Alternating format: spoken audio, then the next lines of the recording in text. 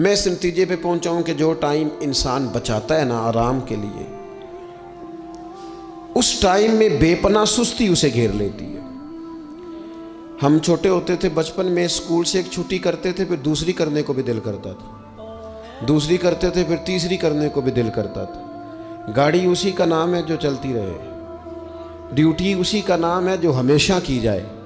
زندگی میں مسلسل جد و جہد کریں گے، مسلسل کام کریں گے، اس کا نتیجہ یہ نکلے گا کہ آپ محسوس کریں گے کہ آپ کا وجود جو ہے وہ بڑی صلاحیتوں والا ہے، وہ بیکار نہیں ہے، مسلسل کام۔ آپ انبیاء کرام علیہ السلام کی زندگی دیکھیں، صحابہ کی زندگیاں دیکھیں، اہل بیت کی دیکھیں، اولیاء اللہ کی دیکھیں، بزرگان دین کی دیکھیں، آپ دیکھیں کہ انہوں نے کام کتنا کتنا بڑا کیا ہے۔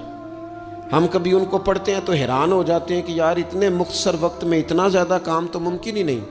اعلیٰ حضرت رحمۃ اللہ علیہ نے 1000 کتاب لکھ دی، امام بخاری نے پوری دنیا میں گھوم کر احادیث جمع کر کے ایک جگہ پہ اکٹھی کر دی، اور پھر اصول وضع کر دیے حدیث پاک کے کہ حدیث کس طرح قبول کی جائے گی، پھر اس میں فرق کر دیا کہ صحیح کون سی ہے، متواتر کون سی ہے، حسن کون سی ہے، ضعیف کون سی ہے، موضوع ہو تو پھر اس کے قاعدے کیا ہیں۔ اتنا کام بزرگوں نے کر دیا۔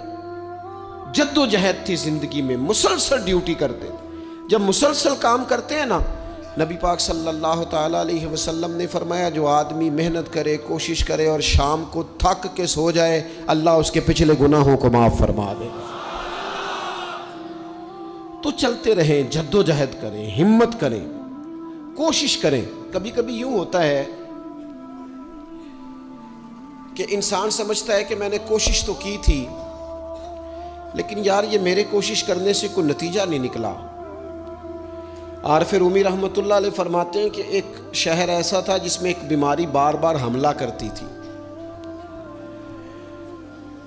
تو 3-4 پہاڑیاں ایک دوسرے کے اوپر تھیں، اکٹھے پہاڑ بنے ہوئے تھے، اس کے اوپر وہ جڑی بوٹی تھی جس سے اس بیماری کا علاج ہوتا تھا۔ تو کئی حکیموں نے بتایا کہ اگر وہ جڑی بوٹی حاصل کر لی جائے تو تمہارے شہر کے لوگ صحت یاب ہو سکتے ہیں، پر وہ 4 پہاڑیاں اوپر نیچے، اور پھر ڈھلان بڑی سیدھی تھی، جو پیر رکھتا پھسل جاتا، کوئی جرت ہی نہ کرتا اوپر جانے کی، لیکن لوگ بیمار تھے، تکلیف میں تھے۔ بالآخر ایک شخص نے ارادہ کیا کہ کب تک لوگوں کو بیماری سے سسکتے، تڑپتے، مرتے دیکھتا رہوں گا۔ اس نے کلاڑا اٹھایا، ہتھوڑا اٹھایا، پہاڑ کاٹنا شروع کیا کہ میں سیڑھیاں بناؤں گا اوپر جانے کے لیے۔ فرماتے ہیں کہ وہ پہاڑ کاٹ رہا تھا تو جو قریب آتے تھے نا، وہ اسے کہتے تھے پاگل ہو گیا تو اکیلا بندہ کیسے پہاڑ کاٹے گا، بیوقوف ہے، چھوڑ دے۔ اس نے کہا یار تم ساتھ نہیں چل سکتے تو حوصلہ شکنی تو نہ کرو، مجھے کچھ کرنے تو دو۔ سالوں لگ گئے، ایک پہاڑ کاٹ کے سیڑھیاں بنائی اس نے، پھر دوسرا پہاڑ شروع کیا، پھر سالوں لگ گئے، اور 2 پہاڑ کاٹے تھے، بڑھاپا آ گیا، بیمار ہو گیا، موت کا وقت آ گیا۔ اب چونکہ سیڑھیاں بن گئی تھی تو 2 پہاڑ کٹ گئے تھے، وہاں تک لوگ آنے جانے لگے تھے۔ این اس وقت جب وہ دنیا سے جا رہا تھا، پھر بھی کچھ لوگ حوصلہ شکنی کر رہے تھے، اسے کہہ رہے تھے خدا کے بندے کیا نتیجہ نکلا۔ کچھ لوگوں کی ڈیوٹی ہوتی ہے اپوزیشن کا کردار ادا کرنا، وہ ہر موقع پر حوصلہ شکنی کرتے۔ اب اس پر آخری وقت آ گیا ہے، باوجود اس کے کچھ لوگوں نے جا کے کہا کیا نتیجہ نکلا جی، تیرے اوپر موت کا وقت آ گیا ہے، تو اوپر تک تو جا نہیں سکا، فائدہ کیا ہوا؟ وہ کہنے لگا بیوقوفو تمہیں پتہ ہی نہیں میں کامیاب ہو کے جا رہا ہوں۔ انہوں نے کہا کس طرح؟ کہنے لگا میں نے آدھا سفر آسان کر دیا ہے، اب جو میرے بعد آئے گا نا اسے صفر سے نہیں شروع کرنا پڑے گا، میں نے آدھا سفر اس کے لیے آسان کر دیا۔ وہ تیسرے پہاڑ سے شروع کرے گا، 2 کاٹے گا تو جڑی بوٹی تک پہنچ جائے گا، لوگوں کو شفا ہونے لگے گی اللہ کے فضل سے۔ ہم پتہ کیا کرتے ہیں، بالخصوص میرے وطن کا رواج یہ ہے کہ لوگ آدھا سفر بھی آسان کرنے کو تیار نہیں، وہ کہتے نہیں سارا ہی فلانا کرے گا۔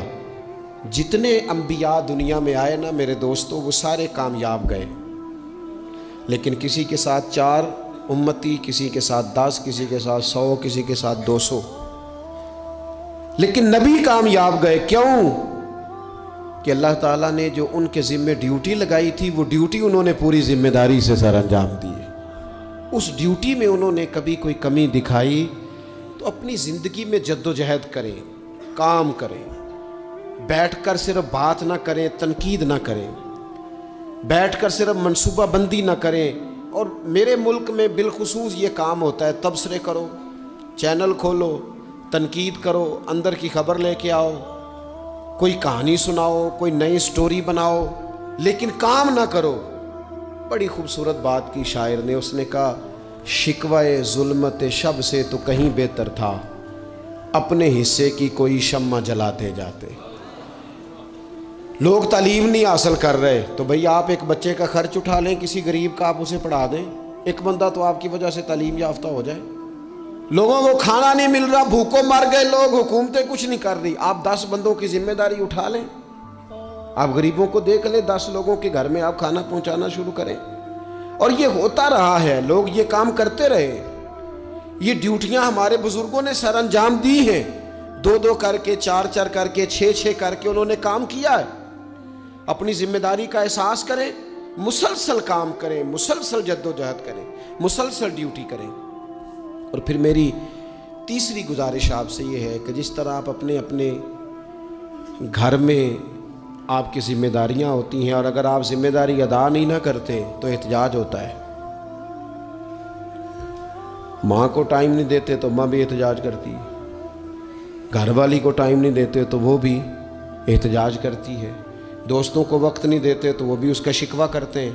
تو آپ کے ذمے جتنی بھی ذمہ داریاں ہیں، آپ پڑھاتے ہیں، کلاس میں وقت پہ نہیں آتے تو اس کا اظہار کیا جاتا ہے۔ ہم نے اپنے اپنے ذمے جو ذمہ داریاں لی ہیں پوری کرتے ہیں۔ میں آج آپ کو یہ پیغام دینا چاہتا ہوں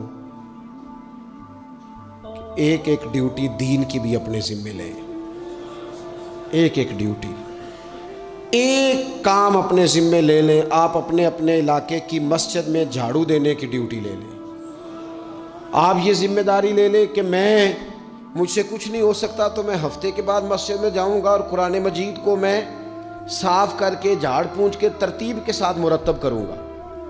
مجھے اگر ناظرہ قرآن مجید ٹھیک پڑھنا آتا ہے تو میں 10-11 بچوں کا روز سبق سنوں گا، آگے پڑھاؤں گا۔